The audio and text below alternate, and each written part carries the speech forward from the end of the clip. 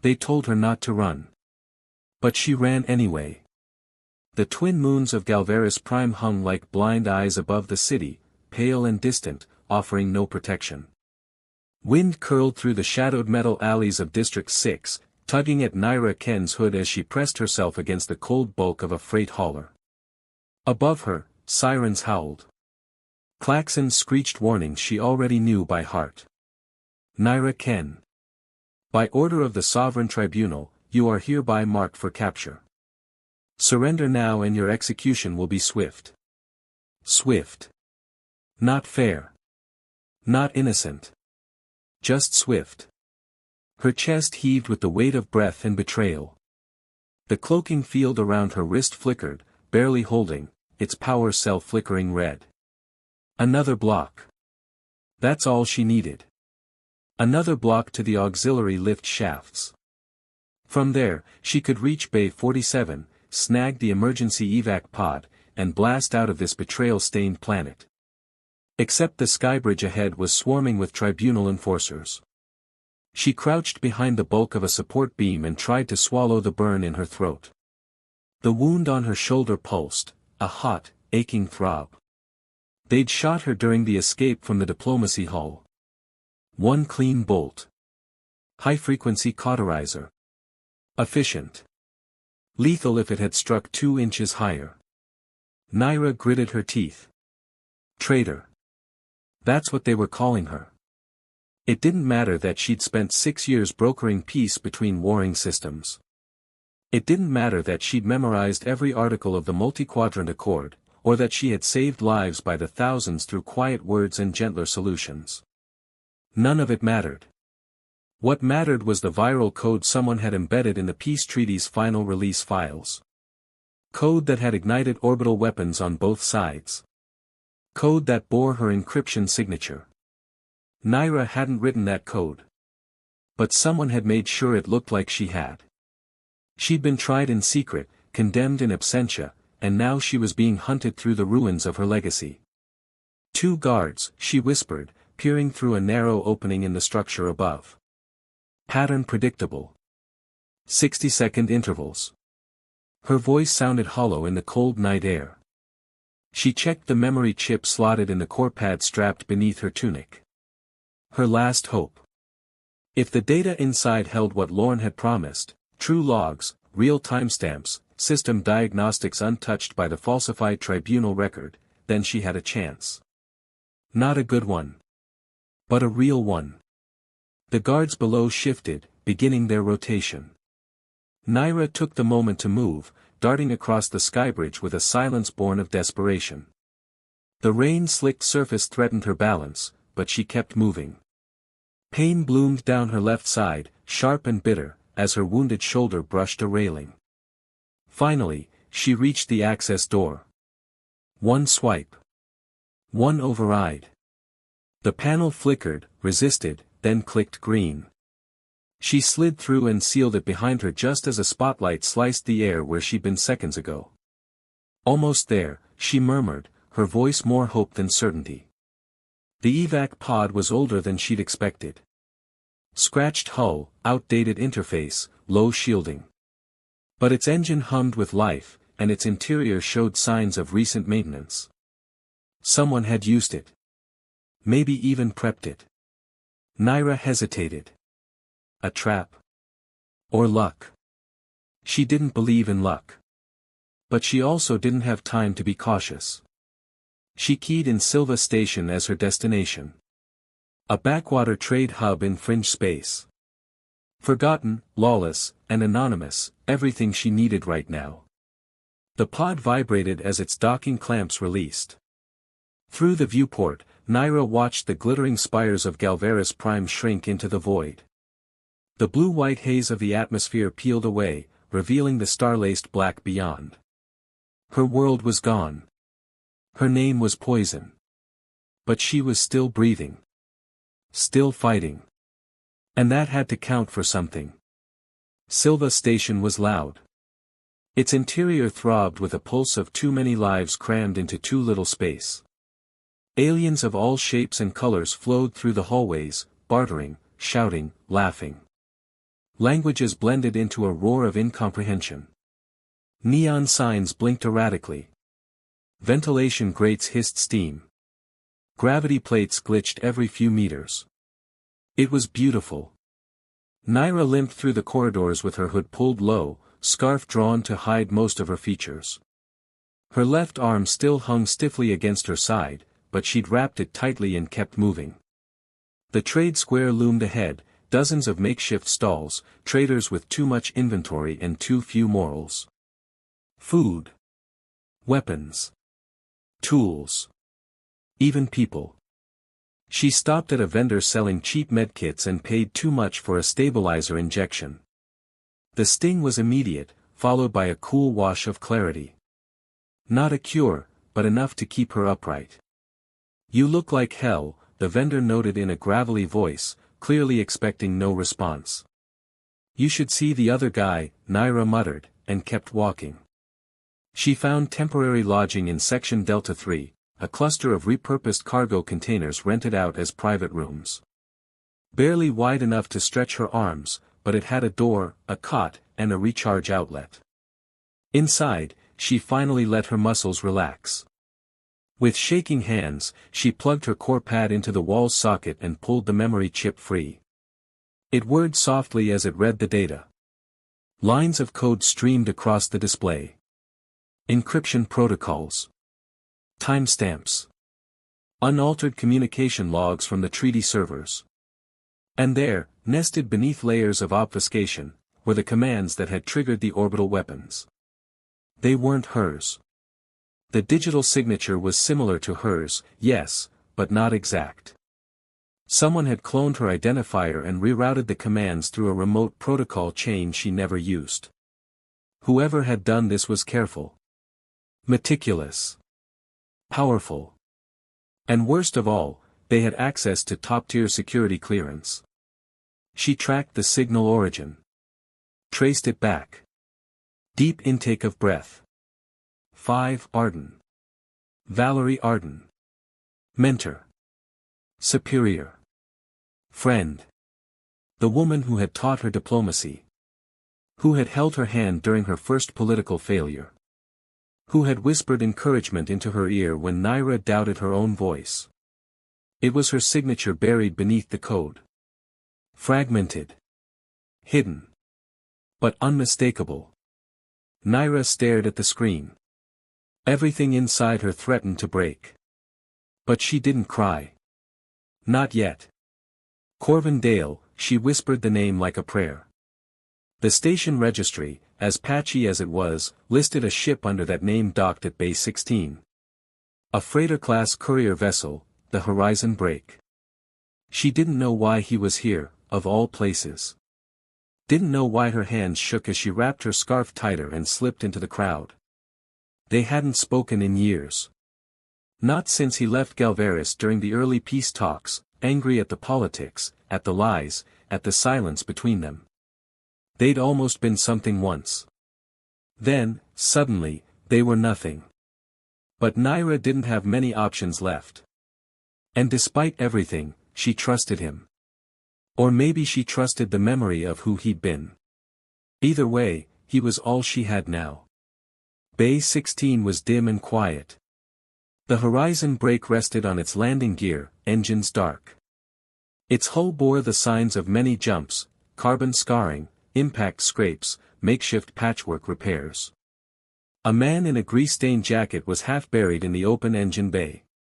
Dark hair pulled into a loose tie, his back broad and familiar. Naira approached slowly. Corvin. He didn't move at first. Then, slowly, he sat up and turned. His eyes met hers, gray, stormy, shocked. Naira. His voice cracked on her name. She felt it like a knife. I need help, she said, voice barely a whisper. I thought you were, he blinked. They said you were dead. Not yet, she murmured. But they're trying real hard. Corvin stood slowly, wiping his hands on a rag. What the hell happened? Framed. Exiled. Hunted. So, normal day for you, he said. But the smile didn't reach his eyes. I wouldn't have come if I had another option. He stared at her. You disappeared for 3 years. You left first, she replied, sharper than intended. Corvin looked away. Fair. Silence stretched between them, thick with everything unsaid. Then he nodded. Come inside. She stepped onto the ship behind him, heart heavier than it had been since she fled Galvaris. But when the door hissed shut behind her, sealing them away from the noise of the station, she let herself breathe. Corvin moved to the pilot console, checking systems, flicking switches like muscle memory. You hungry? He asked. Starving. He pulled a ration bar from a drawer and tossed it to her. It was stale, overprocessed, probably older than the ship itself. It tasted like salvation. Naira sank into the co-pilot seat. They're going to come for me. Corvin looked at her. Then they'll have to go through me. She blinked. I'm not who I used to be, Naira. I've done things. Ugly things. So have I, she whispered. They sat in silence. And slowly, her fingers brushed his. He didn't pull away. Let's make this right, he said. Together? She asked. He met her eyes. Always. Some people you forget. Others stay in your bloodstream like gravity. Corvin Dale wasn't a sentimental man. His ship, the Horizon Break, was a patchwork survivor, like him. She carried scars from plasma skirmishes, her frame was bolted together from 3 different models, and her NAVAI had the personality of a bored librarian. But she flew. And she listened. And she didn't ask questions. Corvin liked that. Until Naira Ken walked back into his world and blew silence to pieces. She sat across from him now, on the worn bench in the ship's mess, her copper-brown eyes fixed on the cooling mug of CAF between her palms like it might explain how her life had come apart. Corvin watched her quietly. He remembered those eyes. How they lit up when she laughed. How they burned when she argued policy on the Galvaris Council floor. How they stared back at him the night they almost kissed, just before everything went to hell. And now she was here. Alive. Wounded. Hunted. Still beautiful in that kind of sharp, unpolished way that made his chest ache. You still take it black, he said, nodding at her drink. Naira looked up, startled. What? The CAF. No sugar, no synth milk. Still like drinking reactor fluid. She gave a soft huff. Not quite a laugh. But close. You remembered. He shrugged, suddenly uncomfortable. I don't forget much. Especially not you, he didn't say. Naira's gaze dropped to the table again. They framed me, Corvin. They made it look like I sabotaged the treaty. Orbital weapons. Dead civilians. They branded me a traitor, and now they want me erased. Corvin leaned back, crossing his arms. And the evidence? She slid the core pad toward him. He scanned the data. Encryption layers. Timestamp logs. System diagnostics. Real stuff, stuff he couldn't have forged if he tried. He let out a low whistle. Someone went to a lot of trouble. Valerie Arden, she said, voice barely above a whisper. That name hit like a plasma round to the gut. Your mentor? Corvin asked. The peace architect herself? Naira nodded. That's heavy. She built me. Trained me. And she sold me out. Corvin rubbed the back of his neck. So what's the plan? Hiding out on Silva until the galaxy forgets you exist. I thought you might help me get off-world. Find someone who can decrypt the rest of the files. There's more, I can feel it. Something bigger. Corvin hesitated. His instincts screamed to run. He had jobs lined up. Shipments to deliver. Places to be that didn't involve political conspiracy or planetary death warrants. But this was Naira. And when she looked at him like that, like he was her last lighthouse in a storm of betrayal, he knew he couldn't say no. "There's a guy," he said finally. "Rix Valen. Mute. Tech genius. Lives in the underdeck levels, trades data for favors. Paranoid as hell, but if anyone can decrypt this, it's him." Naira nodded. "When can we go?" "Now." Corvin stood, grabbed his jacket, and slid a compact blaster into his belt holster. Naira mirrored him, slower, more cautious. He saw the stiffness in her posture, the wound on her shoulder still raw, hidden under makeshift bandages. "You need a med unit," he said. "I need proof more." He didn't argue. The underdecks of Silva Station were another world entirely. Darker. Wetter. Humming with malfunctioning power lines and old industrial systems that had outlived their usefulness. This was where the station dumped its forgotten tech, and its forgotten people. "Stay close," Corvin said, navigating through the shadowed corridors. Naira walked beside him, silent. Focused. The scent of coolant and oil clung to the air. From the corners, figures watched. Scavengers.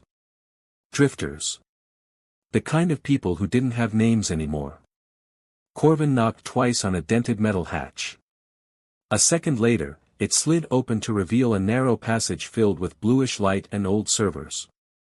Rix Valen stood at the end of the corridor, tall, rail-thin, with platinum augments where his eyes should have been. He didn't speak. Just gestured them inside. "Still creepy, Rix," Corvin muttered.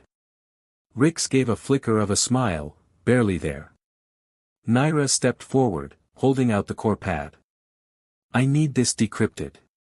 Full trace path. No records." Rix's eye implant scanned the device without touching it. Then he nodded and vanished into the depths of the room. Corvin led Naira to a low bench while the machines whirred and clicked in rhythm. A screen on the far wall displayed streams of data, indecipherable to anyone but Rix. "How'd you meet him?" Naira asked softly. "Job went south. Years ago," Corvin said. "Rix pulled me out before the bastions could vaporize me." "You've always had a knack for almost dying." "Yeah, well. Guess I'm saving that for something worthwhile." They fell into silence again, and for once, it wasn't uncomfortable. Corvin's gaze flicked to her face, the way her mouth tightened when she wasn't speaking. The way her fingers trembled now and then, like adrenaline hadn't quite worn off. "You okay?" he asked. She nodded. "No." He appreciated the honesty. Rix returned 20 minutes later with a nod, then tapped a few keys on the panel beside him. The main screen shifted. A map appeared, interstellar routes, shadowy links between factions, encrypted messages bouncing across unregistered relays. And at the center of it all, a name. Sentinel Dynamics. "They're funding the sabotage?" Corvin asked. Rix nodded. Then typed one word. "Blackwood." Naira inhaled sharply. "Naomi Blackwood. CEO. X-Intelligence." "You know her?" Corvin asked. "Only by reputation. She's like a ghost. Everyone hears whispers, off-the-books operations, data laundering, privatized war tech. But no one's ever proven anything." Corvin stared at the screen. "Looks like someone's about to." Rix handed Naira a crystal drive. She slid it into her sleeve pouch. "You owe him?" she asked Corvin as they left. "I do now." They walked back in silence, but something had shifted. The weight of truth was heavy, but it was direction. It was purpose. And for the first time in weeks, Naira stood straighter. Back on the horizon break, Corvin poured 2 glasses of synth whiskey and handed one to Naira. She raised an eyebrow. "To new enemies," he said with a smirk. "And old friends," she replied. They drank. The burn slid down his throat, anchoring him to the present. I never stopped wondering, Naira said quietly. Corvin looked at her. Why you left, she continued. Why you didn't say goodbye. His jaw clenched. Because I was in love with you. Naira blinked. And you were married to the job. To the mission. I didn't want to be another part of your agenda. You weren't, she whispered. You were everything else. Everything I was afraid to want. He took a breath. So I ran. And now, she asked, voice trembling. He reached across the table and took her hand. Now I'm here. And I'm not going anywhere. She didn't speak. Just leaned forward. And kissed him. Not a dramatic, galaxy-ending kiss. Not fireworks. Just two people who'd nearly been torn apart finding each other again in a storm of lies. When they finally pulled away, Corvin rested his forehead against hers. You're safe with me, he whispered. And for the first time since Galveris burned behind her. Naira believed it. Rix Valen never heard his own voice. He remembered it, once. Before the burns, before the reconstructive surgeries, before the implants. It had been sharp and youthful. Full of questions. Full of fire. Now, he spoke in silence. Fingers on haptic keys, gestures in air, eyes that glowed faintly with artificial light. To some, he was just another augmented outcast from the war. A product of collateral damage.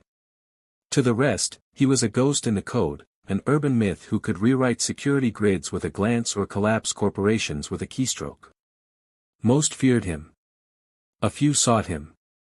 And now, Naira Ken and Corvin Dale had given him something he'd long abandoned. A cause worth touching. Rick sat alone in his subterranean lab, bathed in pale blue glow from his interface wall.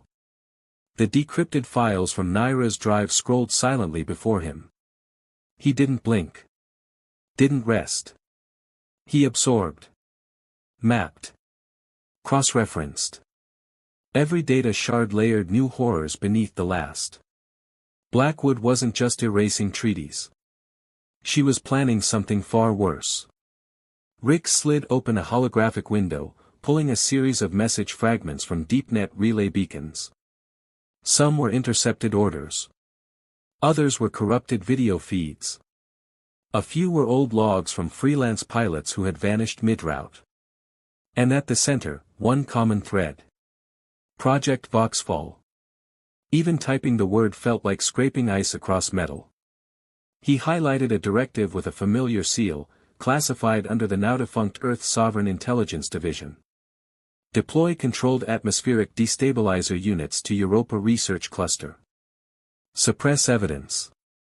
Ensure plausible scapegoat, Morgan-class courier, alias, Corvin Dale. Secondary, ex-diplomat asset, Keehan-class ID, Naira K. His breath stopped. The plan wasn't just revenge. It was a frame job, meticulously built to appear organic. Once the destabilizers were placed and triggered, Europa would suffer a catastrophic accident, no one would question it. And Blackwood's hands would remain clean. Unless they were stopped. Rick stood and typed a single message to Naira's comm ID. Come now.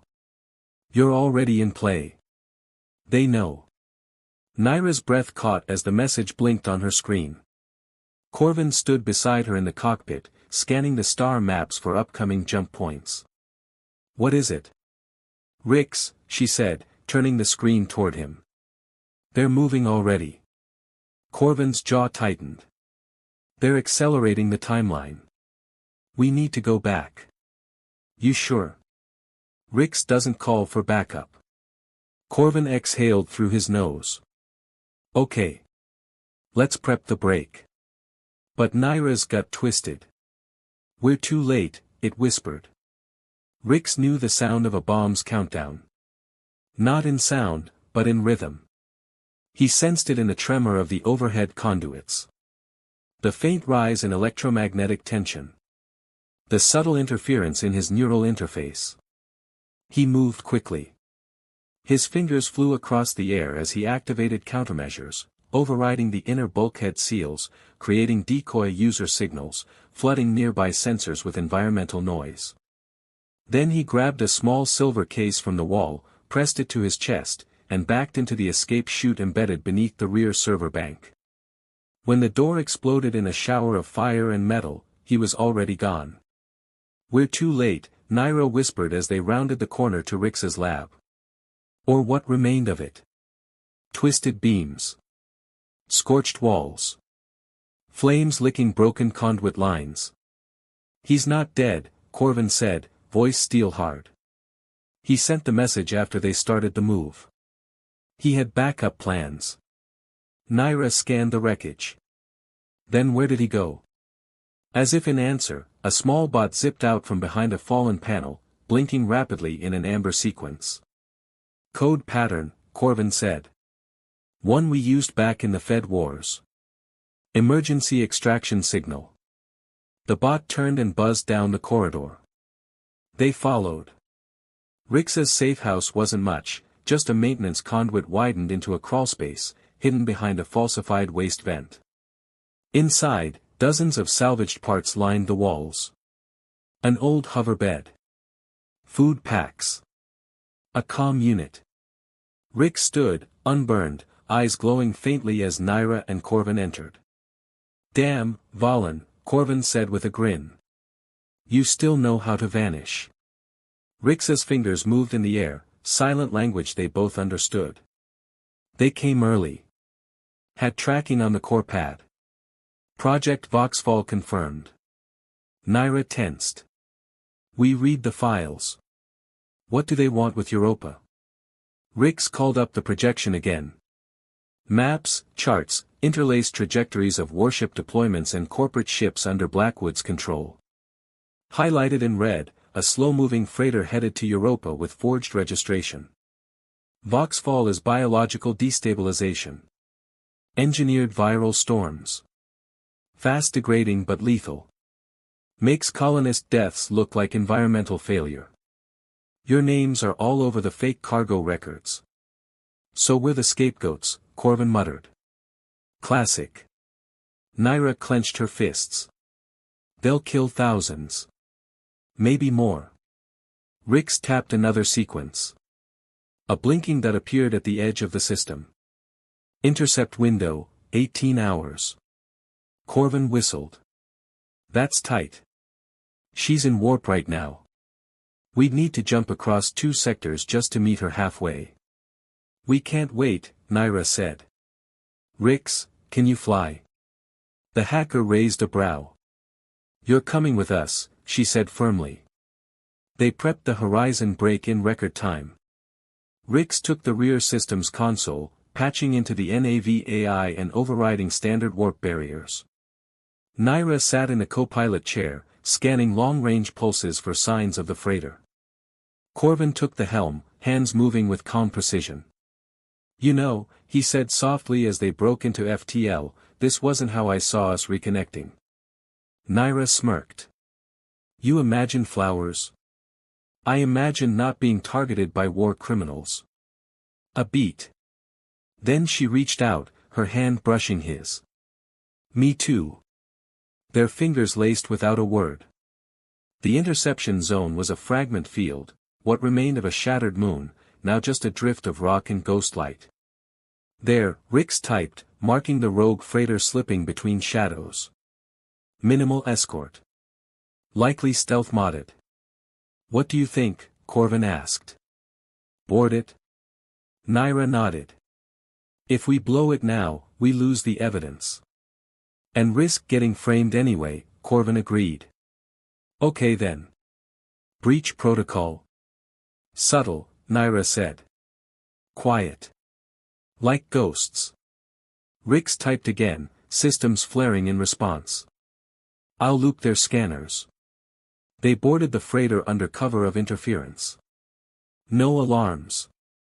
No resistance, at first. Then 2 armed guards spotted Naira in the lower cargo bay. Shots fired.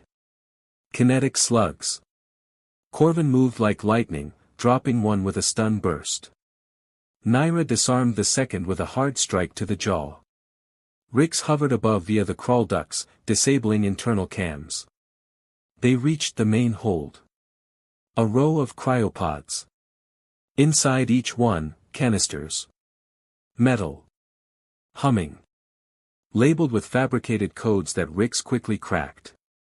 Voxfall vials. Unstable. Set to disperse on atmospheric contact. Naira stared. They were going to unleash this on Europa and vanish. Corvin activated his comm. Station control. This is freelance vessel Horizon Break. Freighter registration falsified. Biological weapon aboard. Requesting quarantine and immediate secure team. Rick streamed the data package. Live logs. Live evidence. By the time the enforcers arrived, Blackwood's plan had unraveled. Back on Silva Station, 3 hours later, the broadcast began. Ex-intelligence leader Naomi Blackwood was wanted by the United Council for conspiracy, bioweapons deployment, and attempted genocide.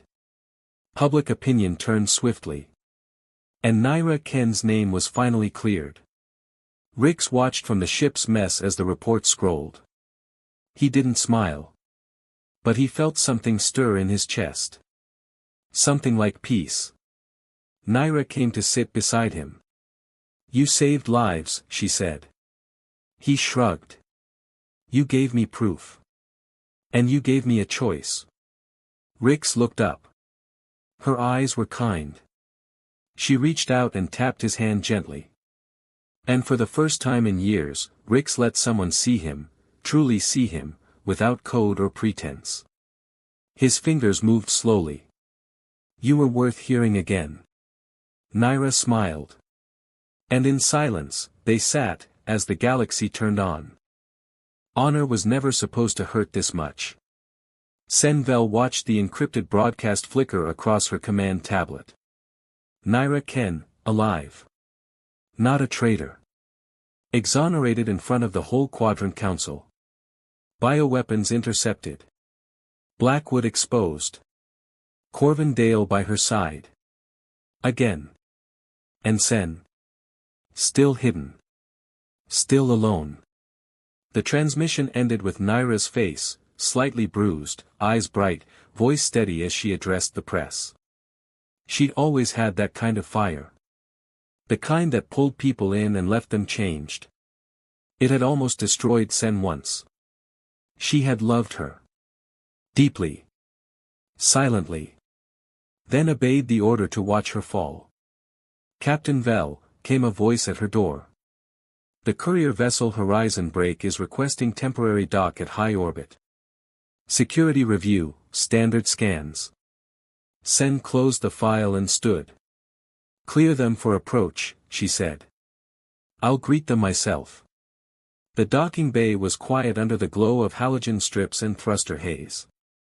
Sen stood perfectly still as the ship descended, coat buttoned, hands clasped behind her back, every inch the disciplined officer she was expected to be. But inside? Chaos. The Horizon Break touched down with a soft mechanical sigh. The ramp lowered. Corvin emerged first. Taller than she remembered. Same wariness in his eyes. Behind him came Naira. Sen's breath caught. She hadn't changed, at least not in the ways that mattered. A little leaner. More guarded. But still unmistakably her. "Sen," Naira's voice was barely a whisper. Corvin stopped, sensing something heavy between them. He said nothing. Just nodded once and disappeared back into the ship. Naira stepped forward. Sen didn't move. "I didn't expect," Naira started, voice shaking. "I thought you'd turn my back," Sen finished. "Like everyone else." Naira looked down. "I wouldn't blame you." "I would," Sen said softly. Naira looked up. Those copper-brown eyes still saw too much. "I was ordered to watch you fall," Sen continued. To collect evidence. To report deviations. But the day they tried to have you executed, She stopped. Clenched her jaw. Swallowed. I disobeyed. I leaked your escape route. The auxiliary pod. It was me. Naira froze. Her lips parted, 1,000 emotions flashing behind her eyes. You saved me. Sen didn't answer. She didn't need to. Tears stung Naira's lashes. Why didn't you come after me? Because if I had, Sen said, voice tight, I wouldn't have stopped. Silence. Only the hum of ship engines and the thrum of Sen's pulse in her ears. You left me, Naira whispered. I had to. Why? And finally, Sen's control cracked. Because I loved you, she breathed. And it wasn't safe to love you anymore. The words shattered something between them. Or maybe rebuilt it. Naira stepped closer. Do you still? Sen didn't speak. She just reached out. Took Naira's hand in hers. Soft. Careful. Does it matter? Sen asked. You're with him now. That's not an answer. It's the only one I can give without hurting both of us. Naira swallowed hard. I never stopped thinking about you. Even when it hurt. Sen smiled, the expression bittersweet. And now? Naira let out a shaky breath. Now, I don't know what to do with it. They walked the halls of the station's upper levels in silence. Sen had moved into unofficial exile after Galvaris. Stripped of her guard title, but still respected by enough allies to maintain her own shadow cell. A vigilante with honor, quietly working to dismantle the very system she once served. You went rogue, Naira said, almost in awe. You made me believe in something better. They stopped by a viewing window. Outside, the stars stretched like silver scars across the dark. And now that the truth is out, Sen asked. Blackwood's in hiding. Her network's collapsing. Rix is working with the Europa lab to distribute the intel across SafeNet channels. And you? Naira exhaled. I don't know. You could stay here. The words hung heavy in the air. With me, Sen added, softer now. I know it's selfish to ask. But, stay. Naira turned to face her. What about Corvin? He's part of you, Sen said. I won't deny that. But so am I. This isn't a triangle, Naira said, more to herself than anyone. It's a wound. One with too many edges. Then let me be a bomb, even if only for a while. Naira smiled, tears in her eyes. You always had the right words. No, Sen corrected. Just a quiet voice no one listened to until it was too late. This time, Naira was the one who stepped forward. Her hands found Sen's face. Gentle. Familiar. Real. I'm listening now. They didn't kiss. Not yet. Some reunions weren't made of fire. They were built of embers, slow, warm, patient. But the promise lingered in the space between them. And both of them knew. This wasn't over. It was just beginning. Later, Corvin found Naira standing in the observation corridor. He said nothing for a long time. You saw, Naira said, not turning around. I did. And? He stepped beside her. You've always been more than one heart. I just hope there's still a place for mine. Naira turned to him. I never stopped loving you, Corvin. But I'm also learning what it means to forgive myself. And her. And maybe, make space for both. Corvin's smile was soft. Tired. But real. I can live with that. Naira stepped between them both. Torn. Whole. Uncertain. Then maybe we all live with it. Together.